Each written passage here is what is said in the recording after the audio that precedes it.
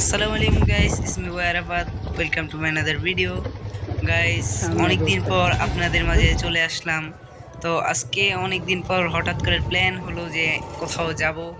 তো ওয়েদারটা যেহেতু বৃষ্টি বৃষ্টি আসছিল, তো আমরা ডিসাইড করলাম যে কোথাও মানে শীতলক্ষা নদীর ভিতরে যাব, গিয়ে গোসল করব। তো যাচ্ছিলাম, তো আপনাদেরকেও সাথে নিয়ে যাই, আপনারাও দেখেন আমরা কিভাবে যাই। আর রাস্তাটা ছিল খুবই জোস, আপনারা শুধু দেখেন, রাস্তা দেখলে আপনাদের মন প্রাণ ভরে যাবে।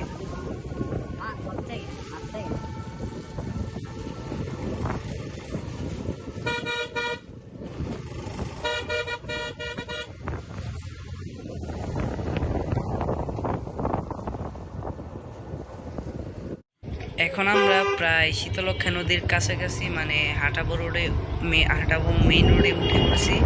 তো দেখেন রাস্তাটা খুবই ফাঁকা, কিন্তু রাস্তাটা খুবই ভয়ানক, কারণ অনেক বড় বড় গাড়ি আসে দিক দিয়ে। তো আমরা প্রায় আইসেই পড়ছি, দেখতেই পারতেছেন সাইড দিয়ে।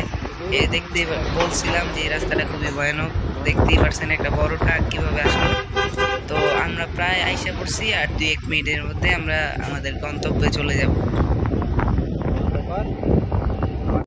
ফাইনালি আমরা আমাদের গন্তব্যে এসে পড়লাম।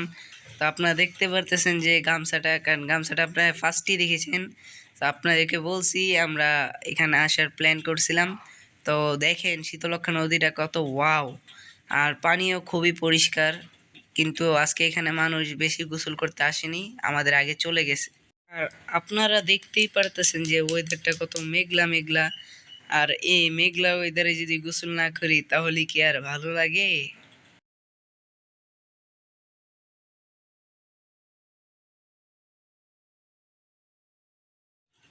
ফাইনালি আমরা গোসল করার জন্য নেমে পড়লাম। তো আমি আর আমার কাকাই আছিলাম, সাবিত কাকু।